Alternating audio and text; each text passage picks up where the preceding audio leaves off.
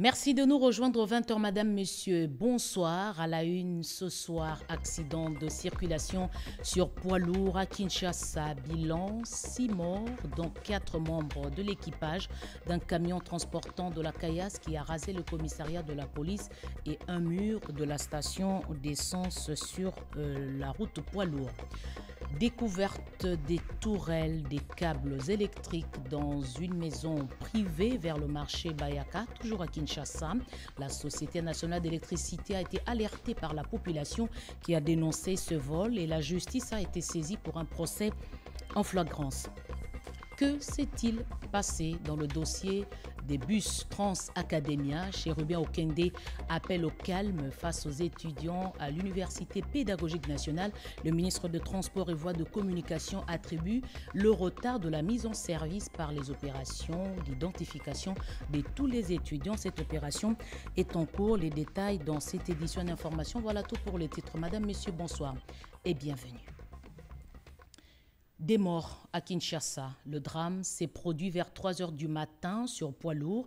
Un camion transportant de la caillasse a tué 6 personnes. Le commandant de la police ville de Kinshasa, Silvano Kasongo, confirme qu'il n'y a plus de corps sous les débris. Les premières images ont été prises le matin par téléphone ce mardi. Visiblement, ce véhicule transportant de la caillasse a heurté le mur de cette station d'essence sur poids lourd vers Uzan, à Kingabwa. Sous les cieux, des corps sans vie découpés. Bilan provisoire 6 morts, dont 4 membres de l'équipage, selon la police, et 2 autres hors véhicule. Le drame s'est produit vers 3 h du matin. L'engin a écrasé le sous-siège de la police. Fort heureusement, les détenus étaient libérés quelques heures plus tôt. Le camion, dont la plaque d'immatriculation est reconnue, appartient à un privé. Le commandant de la police ville de Kinshasa, Silvano Kasongo, a confirmé qu'il n'y a plus de victimes sous les décombres. Les corps ont été acheminés à la morgue.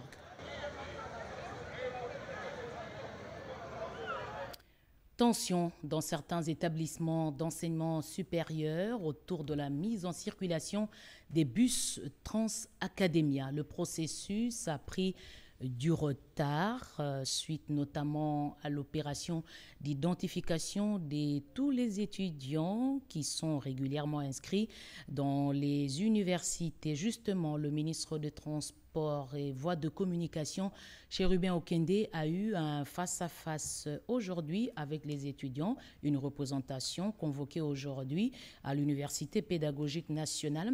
Chérubin Okende a appelé les étudiants au calme et à cette occasion, un échantillon d'une dizaine de bus a été présenté justement pour convaincre les étudiants sur l'évolution de ce processus. Encore faudrait-il rajouter que dans le comité de gestion de Trans-Academia, il faudrait qu'il y ait une délégation du comité des étudiants. Donc tous ces dossiers d'ordre administratif également sont en étude. Je rappelle que les échanges ont eu lieu aujourd'hui à l'Université pédagogique nationale. Poursuivons cette édition d'information. Nouveau terminal opérationnel au beach Ngobila. Le confort a été renforcé par la SCPT pour les meilleures conditions d'accueil des passagers prêts à prendre le fleuve pour traverser vers Brazzaville. Infrastructure portuaire congolaise de base, aux standards et normes internationaux, tels que dictés et voulus par l'Organisation internationale maritime OIM, en les dotant de nouvelles technologies caressant un modernisme digne de ces noms. Tel est l'un des principaux objectifs poursuivis par la Direction générale de la Société congolaise de transport et ports SCTP dans la construction du nouveau terminal à passagers au beach Ngobila, bâtiment dont l'inauguration est intervenue ce jour devant un parterre d'autorités politico-administratives du secteur des transports et voies de communication de la République démocratique du Congo. L'inauguration de notre terminal à passagers du beach Ngobila, soit au départ comme à l'arrivée, qui va essayer de nous permettre d'améliorer tant soit peu les conditions de voyage de nos clients, de nos hôtes et pourquoi pas de nous tous.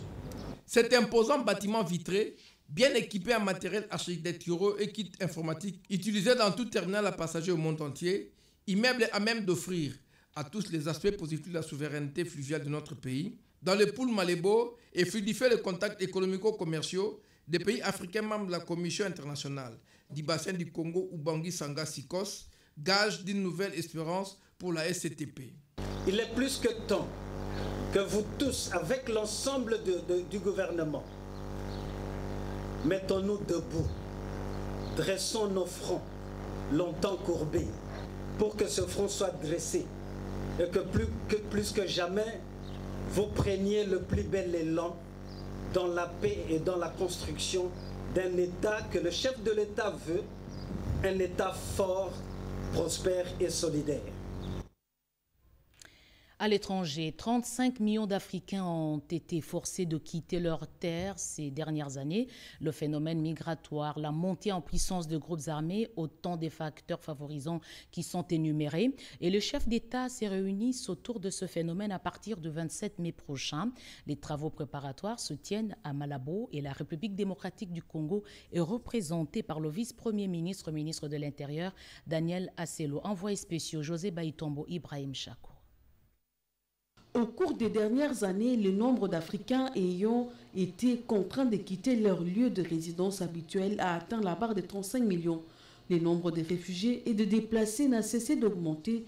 Les instabilités politiques et sécuritaires dans certains pays et la montée en puissance de groupes armés terroristes ont accru le déplacement forcé des populations.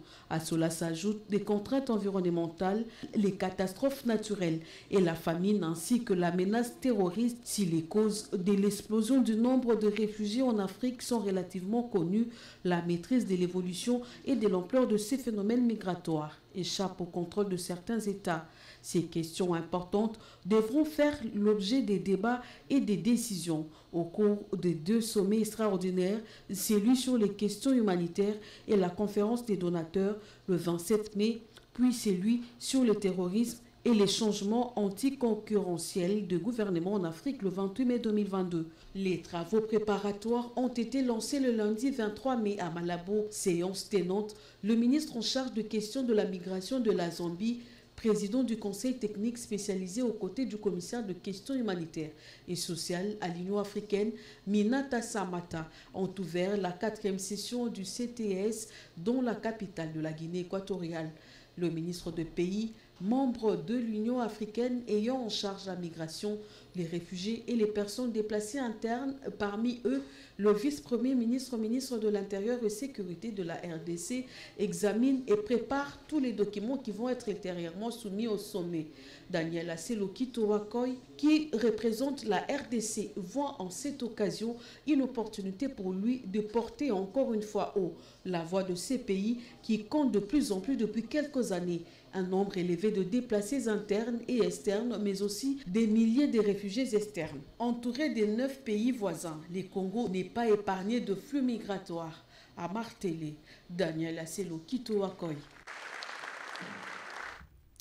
En date du 20 mai, le président de la République a signé une ordonnance portant nomination d'un ambassadeur extraordinaire et plénipotentiaire de la République démocratique du Congo auprès de la République fédérale du Brésil. Vu la nécessité et l'urgence, sur proposition du gouvernement, ordonne, article 1er, être nommé ambassadeur extraordinaire plénipotentiaire de la République démocratique du Congo auprès de la République fédérative du Brésil, M. Mibanga Ngalamulume Wabadidike Benoît Labre. Article 2, le précité bénéficiera pour la durée de ses fonctions des indemnités et avantages prévus par l'ordonnance portant règlement d'administration relatif au corps des diplomates de la République. Article 3, sont abrogées toutes les dispositions antérieures contraires à la présente ordonnance. Article 4, le vice-premier ministre, ministre des Affaires étrangères est chargé de l'exécution de la présente ordonnance qui sort ses effets à la date de sa signature. Faite à Kinshasa le 20 mai 2022, Félix-Antoine Tshisekedi Tshilombo, Jean-Michel Samalukonde Kyenge, Premier ministre, pour copie certifiée conforme à l'original, le 20 mai 2022, le cabinet du président de la République, Guilain Niembo, directeur de cabinet. Les personnes non encore couvertes par la sécurité sociale vont bientôt l'être en Afrique. C'est l'une des résolutions du séminaire technique sur l'extension de la couverture sociale au secteur informel. Les participants aux travaux ont aussi proposé la mise sur pied d'un cadre légal au niveau des États membres de l'Association internationale de la sécurité sociale. Explication Joseph Oscar Mbalkaïj, tonton Gabriel Makelele. Le premier séminaire technique du Blezak, organisé en présentiel depuis le déclenchement de la COVID-19, a vécu à Kinshasa. Les directeurs généraux des caisses de sécurité sociale des pays d'Afrique centrale et membres de l'Association internationale de la sécurité sociale ont, à l'invitation de la caisse sœur de la RDC, la CNSS, pris part à ces travaux de 2 jours, soit du 23 au 24 mai 2022. L'extension de la couverture sociale aux populations non encore couvertes, les cas de personnes qui évoluent dans les secteurs informels étaient au centre des échanges. Après la présentation des hôtes de marque par l'agent de liaison du Blezak, le directeur général intérimaire de la Caisse nationale de sécurité sociale, le docteur Simon Foutikiakou, a d'entrée de jeu circonscrit les cadres de ces assises. Nos organismes de sécurité sociale doivent toujours rester en capacité de remplir leur mission institutionnelle et tout au long de nos réflexions, il est apparu que l'extension de la sécurité sociale est une nécessité impérieuse, un combat vital dans lequel se joue la survie même de nos organismes.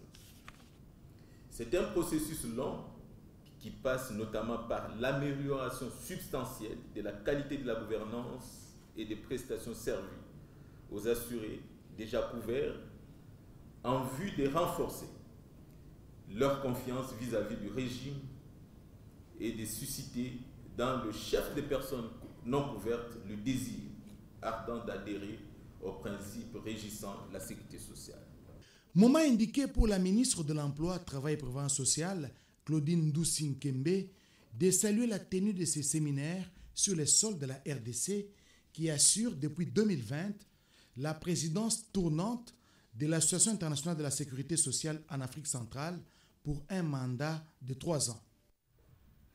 3,4 milliards de dollars américains sont disponibles pour financer les projets du secteur agricole et forestier en République démocratique du Congo. À cet effet, un atelier d'harmonisation du protocole d'accord d'investissement pour un partenariat public-privé entre le gouvernement congolais et les investisseurs américains s'est tenu à Kinshasa. Marthe Mangazakala, la reportage.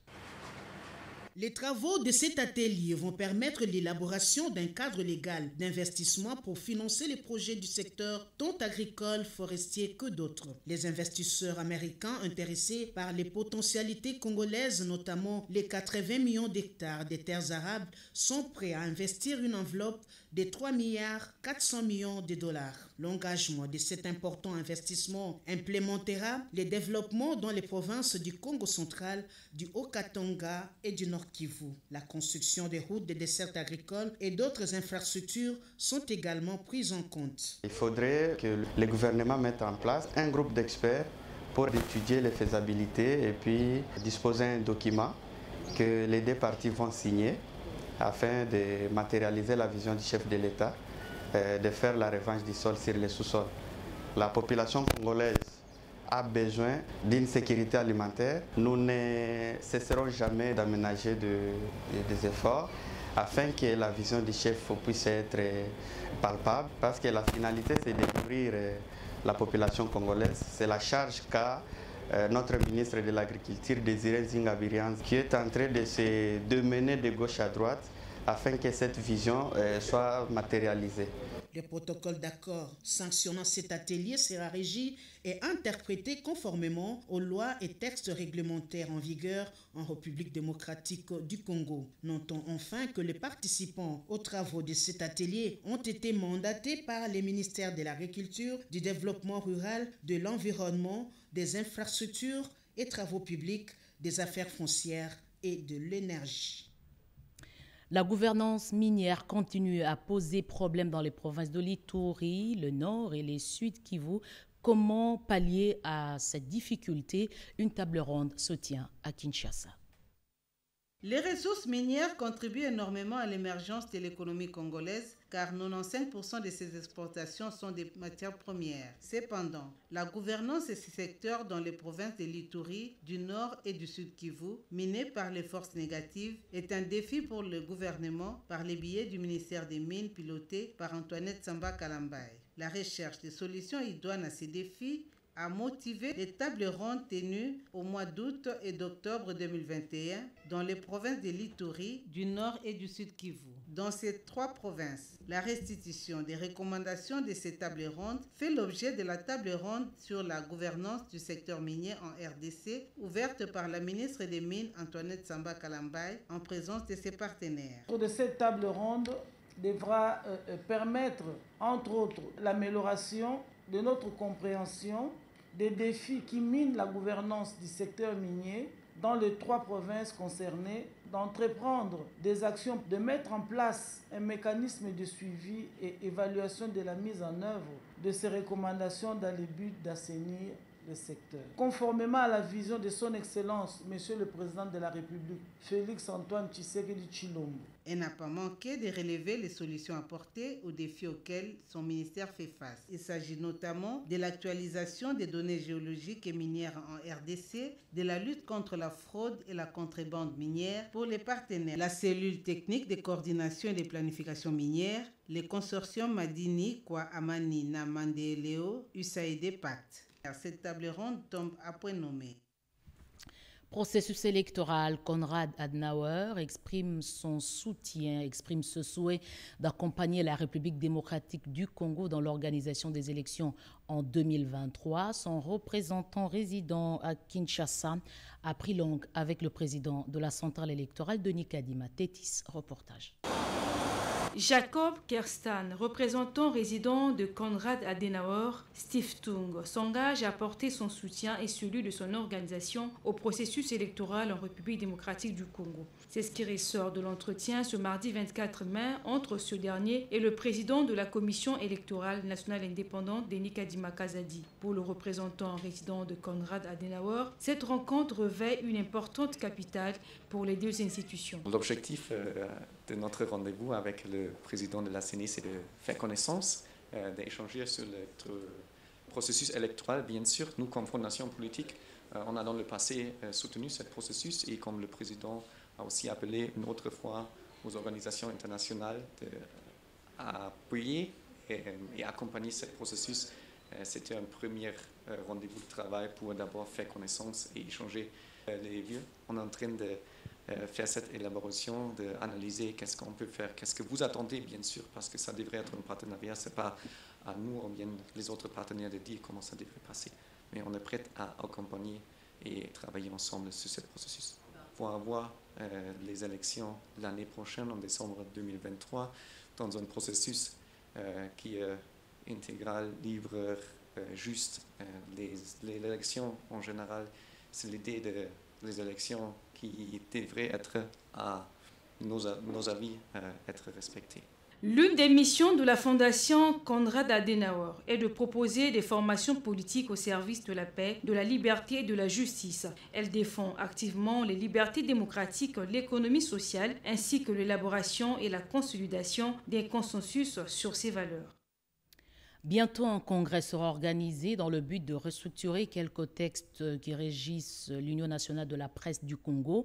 Le ministre de la Communication et Médias, Patrick Mouyaya, a échangé à ce sujet avec quelques membres de l'UNPC pour les préparatifs de cette grande rencontre. Je propose d'écouter Gabi Kouba, le président, propos recueillis par Emmanuela, commissaire. C'est la délégation de l'Union nationale de la presse du Congo qui est venue s'entretenir avec le ministre de la Communication et Médias autour du congrès extraordinaire de l'Union nationale de la presse du Congo.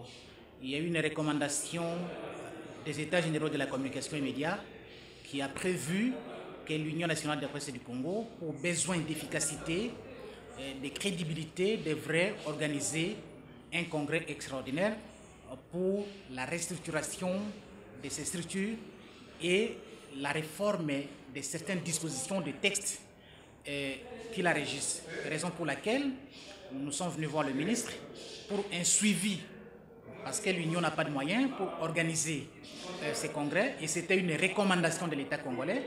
Nous avons présenté notre état de besoin au ministre de la Communication et Médias. Tout a été fait dans la transparence la plus totale, raison pour laquelle nous sommes venus échanger avec le ministre aujourd'hui pour avoir sa réponse. Quand est-ce que ce congrès sera organisé?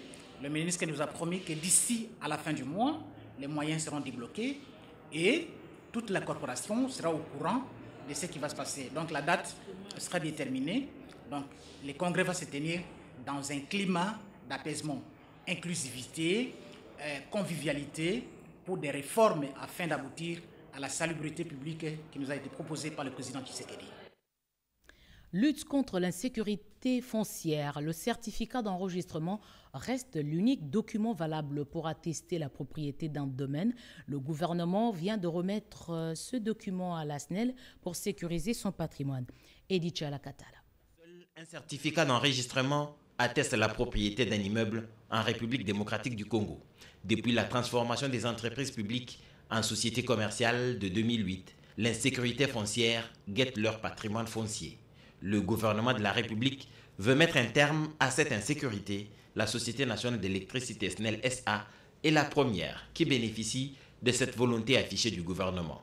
Le ministre des Affaires foncières, Aimé Sakombi Molendo, était à la direction générale de SNEL SA pour procéder à la remise des certificats d'enregistrement de son patrimoine au directeur général Bosco Kayombo. Le Conseil des ministres entendu avait instruit les deux ministères du portefeuille et donc des affaires foncières de travailler avec toutes les entreprises de transformer en société commerciale pour le titrement de leur patrimoine. 97 titres, c'est pas peu. Ces titres-là vont arriver jusqu'à 200, 250 selon le DG. C'est pour nous un élément qui sécurise davantage la SNEL. Vous savez que la SNEL est en pleine transformation en société commerciale. Nous devons assainir nos comptes, nous devons assainir nos états financiers pour être compétitifs, être bancables et pouvoir développer l'entreprise. Ce n'est qu'un début, cette livraison, qui se poursuivra auprès d'autres sociétés commerciales de la République démocratique du Congo, selon les résultats d'enquête que mène sur le terrain le ministère du Portefeuille. Je l'ai dit au sommaire, découverte spectaculaire en Ngiringiri, des câbles électriques et autres matériels de la SNEL volés ont été découverts non loin du marché Bayaka, ici à Kinshasa. Vol dénoncé par la population qui a saisi la SNEL, Yvette Makuntima. Ça fait l'ombre d'aucun doute, ces tourelles des câbles SNEL entreposées dans une parcelle anonyme dans la commune d'Ngiringiri sur l'avenue Lokolenge, non loin du marché Bayaka, est l'œuvre d'un réseau d'inciviques. Alertée par la population, la Société nationale d'électricité SNEL SA, à travers son directeur général Jean Bosco Kayombo Kayan, a aussitôt dépêché une équipe pour faire les constats. Il y a des amis qui dorment dans le noir tout simplement parce qu'on manque un mètre de câble. La SNEL sort ces mètres de câble dans son magasin, mais ça n'arrive pas au réseau. C'est des actes que nous condamnons, que nous déplorons. Ces tourelles des câbles détournés, destinés au réseau de Kinshasa, n'ont aucun lien avec les câbles des Kanluka qui ont fait la une de la presse. Ici, le câble que vous voyez derrière moi, ça n'a rien à voir avec les lots de câbles qu'on a montrés dans une parcelle à Kanluka. Ici, nous montrons ces câbles pour dire merci à une portion de la population qui a accepté de collaborer avec la SNEL pour dénoncer les actes de vandalisme que posent les inciviques. Nous avons travaillé avec la police congolaise et les éléments de la garde industrielle. Dès que l'instruction va commencer, on va présenter ces inciviques comme on a fait pour ceux qui volent les courriers. Plus les cas de dénonciation vont se multiplier, mieux va se renforcer la protection des matériels de la SNEL SA. À 40 km de Likasi, l'OCC a placé un laboratoire avec un plateau technique de haute technologie. La nouvelle équipe à la tête de cette entreprise mise sur la performance de ses agents pour assurer la qualité du contrôle des produits aux frontières. Jacques Méji. L'étape de la vie de Likasi, lors de sa mission d'inspection dans la province du Haut-Katanga, le directeur général de l'Office congolais des contrôles, Gabi Lubiba Mampouya, ainsi que sa délégation ont été accueillis par le chef d'agence, Jean-Pierre Kalend Kavoul, en présence du directeur provincial Thierry Mwengwe Kabambi. Les soucis majeurs de protéger les Congolais a poussé le DGAI de l'OCC à s'assurer du bon fonctionnement du laboratoire physico-chimique de Lucha Bungu Bungu, situé à plus ou moins 40 km de la ville de Likasi. Pour Gabi Lubiba Mampouya, ces labos spécialisés plus en produits miniers a un plateau technique de dernière génération et un personnel hautement qualifié. De là, le DGAI de l'OCC, Gabi Lubiba Mampouya, s'est rendu au bâtiment administratif de cette entité, en plein centre-ville de Likasi, où il a eu droit à un accueil délirant.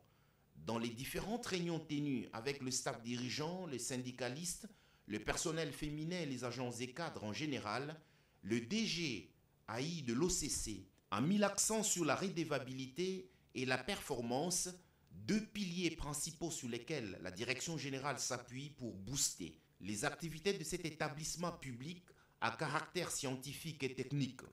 Depuis que le chef nous a nommés, nous, on s'est dit pour mieux les accompagner, le chef est redevable à la population. Donc nous aussi, à sa place, nous sommes redevables à la population de par la mission. Parce que le chef doit protéger la population à travers l'OCC et on devait expliquer aux agents les bien fondés de cette redevabilité. Et cela passe aussi par la performance de nos agents. Pour les agents et cadres de l'OCC, les réalisations enregistrées en un temps record depuis l'avènement de Gabi Lubiba Mampouya à la tête de la direction générale dépassent l'entendement du personnel qui souhaite longue vie à la nouvelle équipe dirigeante. En bref, le ministre égyptien de la Défense et de la Production militaire est en mission officielle en République démocratique du Congo. Mohamed Zaki, c'est son nom. Il est à la tête d'une forte délégation. Il a été reçu à l'aéroport international de Njili par la vice-ministre de la Défense nationale. Et juste après, il a eu un tête-à-tête avec son homologue congolais, Dr Gilbert Kabanda. Cette visite s'inscrit dans le cadre du renforcement de la coopération militaire entre la RDC et la République arabe d'Égypte. Nous y reviendrons avec force détail au cours de nos prochaines éditions des Pêches de Jojo Ndibou. Il a combattu à la Deuxième Guerre mondiale, 40-45. Aujourd'hui centenaire, le caporal Albert Kanyuku a été honoré au cours d'une cérémonie. Edi Tchala. Ce samedi 21 mai, la salle de spectacle du Palais du Peuple a servi de cadre pour célébrer les 100 ans du caporal Albert Kanyuku, un des anciens combattants ayant participé à la guerre mondiale 40-45. Plusieurs autorités ont rehaussé de leur présence cette manifestation pour rendre les hommages mérités à ce vaillant de la Deuxième Guerre mondiale. Le ministre de la Défense nationale et ancien combattant, Gilbert Kabanda Kourenga, a donné les raisons pour lesquelles nous devrions célébrer ce centenaire. Notre responsabilité en général, et la mienne en particulier, était de ne pas passer sous silence cet événement afin de mettre un terme à cette anomalie historique de mémoire oubliée. Quant à l'ambassadeur de la Belgique en République démocratique du Congo, un siècle est un chiffre certes, mais nous avons du mal à saisir. Le caporal Albert Kanyuku a vu de ses propres yeux nombre de choses que nous ne pourrons jamais voir, vécu nombreux événements que nous ne pourrons jamais vivre. Cette expérience font témoignage, discours vibrants et inspirants, et en ce sens, il est un pilier du passé de la République démocratique du Congo. Autre temps fort de cette soirée, la projection du film sur le caporal Albert Kanyuku, ainsi que des témoignages des panélistes. Les projecteurs sur le quartier Sola dans la commune de Kisenso, ici à Kinshasa. Ce quartier fait face à plusieurs difficultés. Ajoutez à cela la délinquance qui prend des proportions inquiétantes. Dans le cadre de l'opération Tolérance zéro contre les violences sexuelles, la ministre du Genre, Gisèle Ndaya-Luseba, est arrivée sur place. Cédric Keninambo. Dans la suite du lancement de la quinzaine des familles, le choix s'est porté sur une commune populaire de Kinsenso pour plus de proximité. 17 850 administrés. Les quartiers Sola, qui connaît des difficultés de plusieurs ordres, fait face à la montée de la délinquance juvénile appelée Kuluna. Et ces quartiers a bénéficié d'une oreille attentive de la ministre du Genre, Enfants et Famille, Gisèle Ndaya. Et dans le cadre de la campagne Tolérance zéro contre les violences sexuelles, la patronne du genre s'est beaucoup plus focalisée sur l'encadrement de la jeune fille.